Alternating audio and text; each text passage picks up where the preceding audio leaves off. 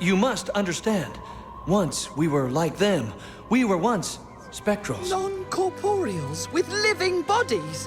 If this is true, why did you change? Energy-based life forms from across our galaxy have all flocked to this planet for its unique ability to foster our physical forms. Liar! You were seduced by the flesh and rejected your spectral state. Welcome, friends. We are back talking Star Trek Prodigy Season 2. We're up to Episode 8. This is the one entitled, Is There in Beauty No Truth? Now, there will be spoilers ahead. If those aren't for you, this is your last warning. Let's crack into this episode. While this was mostly another side quest, side adventure, it definitely did finally bring to the forefront something I felt has been simmering in the background for most of Season 2, that being the whole existential quest and the nature of Zero's being as far as a non-corporeal life form being different from their friends and all that stuff. This was dealt with to good effect in Season 1, having to overcome that trauma of being used as a living weapon, only to have to use that ability on the Diviner and accidentally hit Gwyn in the process. Loved all that in Season 1. So far, Season 2, that's been mostly relegated to the background, but it's come up a little bit in that burgeoning friendship, romance, relationship, whatever it's going to be, between Zero and Majel. I would have liked to see Majel in this episode, especially later on when the transformation of Zero occurs, but I have to imagine that A, that will be dealt with later on in the season, and B, a big B, I don't know why I said it that way, is this episode was also very heavily trying to cement that relationship, that bond, that familyness of the original Protostar crew.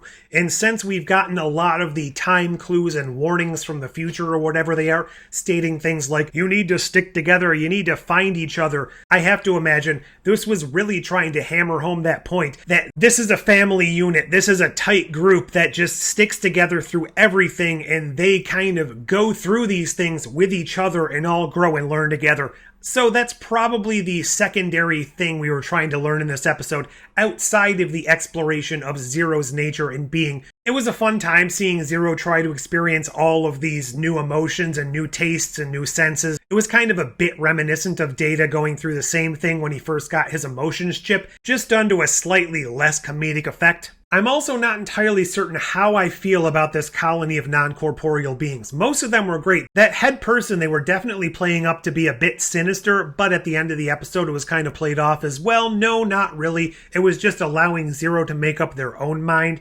It just feels like there's more going on with them, especially when you add in the fact that they're not all Medusans. Some of them are Paxans, some of them are Calamarains. Those were both non-corporeal beings we saw in Star Trek TNG. And neither of them were necessarily the most welcoming or the most benevolent people we ever saw. The Paxans were the ones we saw in Clues. They wanted to eradicate and kill all of the beings on the Enterprise D because they were so fiercely xenophobic. And the Calamarains were the ones that wanted to kill Q because he had meddled with them so much. So maybe I'm just adding a little bit of my preconceived notions to these characters here, and they actually do want the best for everyone. But I'm also wondering if they want the best for Zero, but they could give a crap about the rest of the crew. But I'm definitely excited to see the journey Zero will take in this organic body, which will probably inevitably decay, and they'll have to go back to living as a Medusan in an encounter suit, but their perspective on everything will have changed, and they'll be okay with that. While the Voyager A story didn't hold all that much time within this episode, we definitely got some of the biggest reveals we've ever received in Star Trek right in this episode, that being an actual game of Parrises squares. All kidding aside.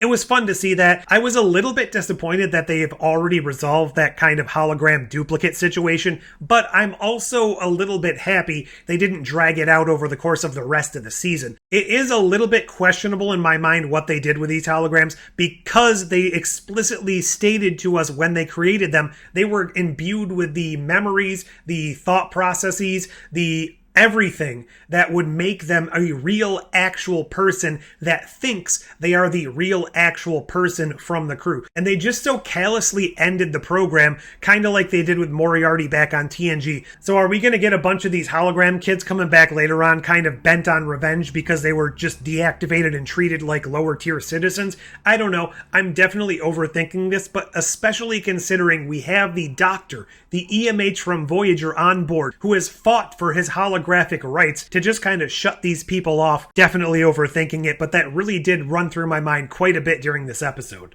Another thing I'm definitely reading too much into and drawing too many connections with is when they reactivate Gwyn's hologram in sickbay and she relives that moment where the time tentacles tried to kidnap her. She starts glitching out and that's when they deactivate her. That's not the part I'm reading too much into. Janeway says a computer can't lose 8 minutes of time. So that led me down the path of, was the Voyager A actually frozen in time for 8 minutes while those tentacles tried to kidnap Gwyn? Or were the records actually deleted or erased? In the episode that actually referenced the Paxons from TNG's Clues, this is exactly what happened. They knocked the crew unconscious, and then Data went around deleting all of the records and trying to show it was only a few seconds of time.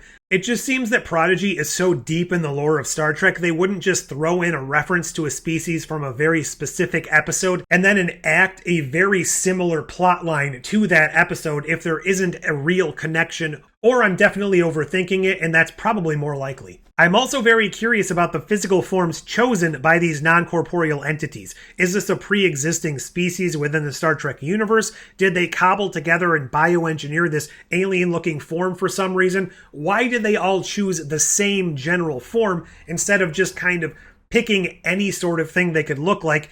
Are we going to learn more about this? Does this have a deeper meaning? Or was it just an aesthetic choice because it's much easier to show a more alien-esque physiology in an animated show? While I did very much enjoy this episode and appreciate the character work and development, I am very anxious to get to this mid-season finale and really kick the main storyline with all the time shenanigans, the Chakotay finding, all of that stuff really into high gear and get a lot of answers and new questions. What did you think of this episode? How are you enjoying Prodigy? Whatever you want to say, leave all that down below. Like, share, subscribe, and do all those fancy YouTube things. But until next time, take it from an expert. Time to start shoving things in your mouth.